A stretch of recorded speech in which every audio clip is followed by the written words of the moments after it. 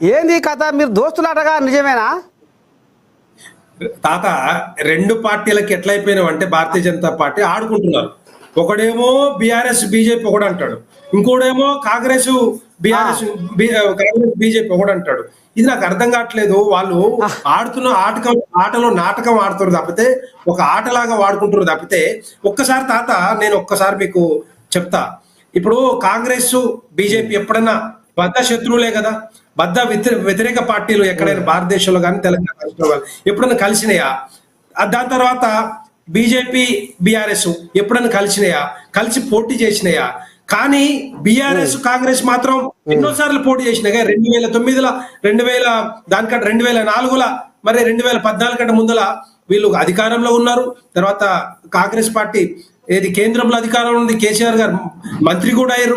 ఇలాంటి వీళ్ళు రెండు పార్టీలు చట్టపట్టాలు వేసుకొని భారతీయ జనతా పార్టీని బ్లేమ్ చేయడానికి ప్రయత్నం చేస్తున్నారు. భారతీయ జనతా పార్టీ రేపొద్దున అధికారం రాబోతా ఉంది.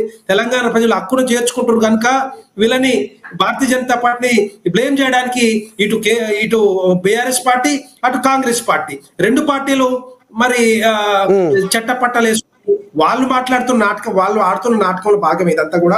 ఎట్టి పరిస్థితిలో అన్ని అబద్ధాలు, పచ్చి అబద్ధాలు. వీళ్ళన్నీ కూడా ఎక్కడ కూడా జాయింట్ వెంచర్ లేదు. తర్వాత వీళ్ళు వాళ్ళ కాంగ్రెస్ బీఆర్ఎస్, బీజేపీ బీఆర్ఎస్ ఒకటి కానే కాదు.